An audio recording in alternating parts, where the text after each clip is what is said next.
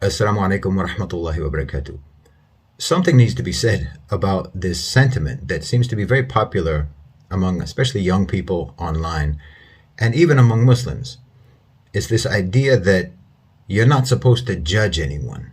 Now, of course, you only hear that from people who themselves don't want to be criticized, or from the people who are fans of people who they don't want to see criticized. Because of course we judge people.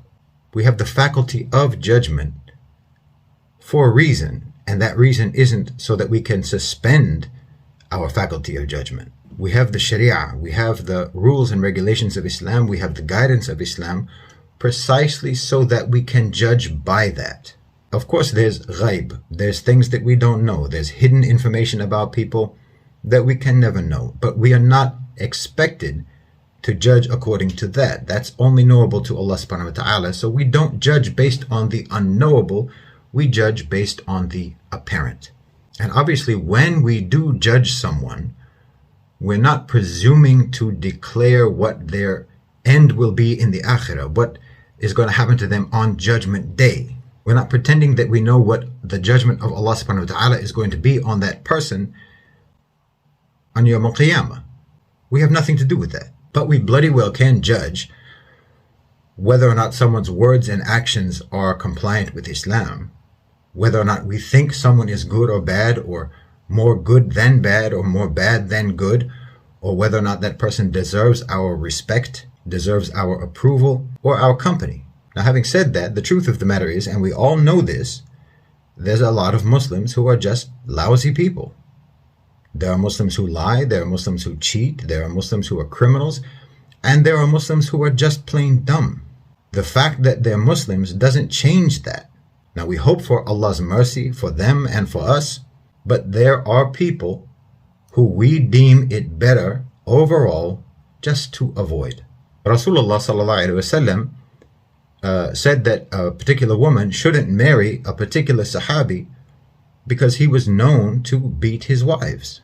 So no, I don't have a problem criticizing certain Muslims who I deem to be more bad than good, or harmful in one way or another. And generally speaking, those are the only types of Muslims that I will criticize.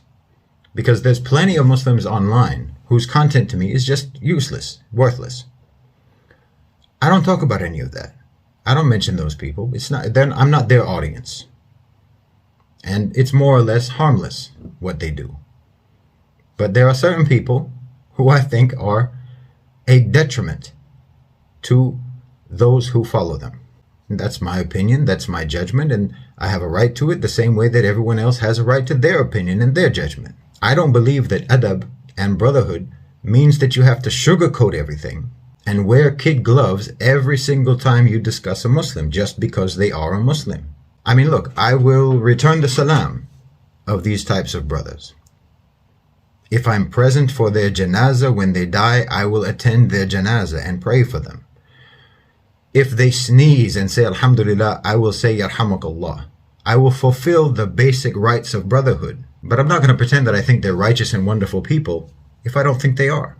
I mean, like, you've got this character, Imran, Dawah man, who is apparently selling a course now on how to manipulate people into overpaying for something that they don't need. And I say, yes, it's something that they don't need, because if they need it, you don't have to manipulate them to buy it. I mean, when's the last time someone had to do a hard sell on you to get you to buy a bottle of water on a hot day? And apparently he's also selling a self-defense course. You can sit on the legs. I'll show that as it comes in. There, bang. I can literally take him down and rest on his leg here. There, like that. Dude, you're not sitting on someone's leg in a street fight. That's not a thing that happens unless you weigh like 300 pounds. This is all just nonsense grifting. This man makes tens of thousands of dollars begging for sadaqah, while he's right here telling you that he can make 10,000 pounds in an hour. I mean, whatever. Gullible, trusting, good-hearted Muslims are like prey for these kinds of people. And that makes me angry. And the fans and supporters of Andrew Tate, especially among the Muslims, are the same type of prey.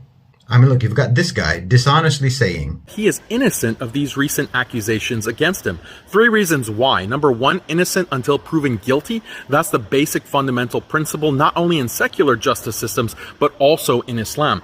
Number 2, the Matrix has been trying to silence Brother Andrew at all costs. They completely wiped him off social media and closed his payment processors, but it wasn't enough. So the next best option, short of killing him, is putting him in prison. Number 3, why are these accusations coming out now for something that allegedly happened many years ago? So it's just a coincidence that for years none of the so-called victims had any complaints, but as soon as the powers that be want Andrew silenced, they come out with accusations? Convenient. innocent until proven guilty. The man has been telling you the entire course of his social media career about his crimes. He has been incriminating himself the entire time that you've known about him. There's not a question about him being guilty. He's guilty. If you don't believe him, that's up to you. But what's your reason for not believing him when he tells you that his business model was to seduce women, to bring them over to Romania or to the UK under false pretenses, and then make them go into the sex webcam business? That's fraud. That meets the criteria, the definition of human trafficking. That's what he does. Now, yeah, okay, all of that was before Islam. Maybe he can be forgiven. That's not the point. The point is he's guilty of the crimes that he is accused of, again, with the possible exception of the rape. Although there is eyewitness testimony to the rape of at least one victim. But be that as it may, Andrew Tate is not only guilty of what he's been charged with, he's going to get more charges. He's definitely going to get a charge of money laundering. He's probably going to get charges of tax evasion. The charges are going to pile up, and he's probably going to end up going to jail for 10 years or more. And no, these charges didn't just happen.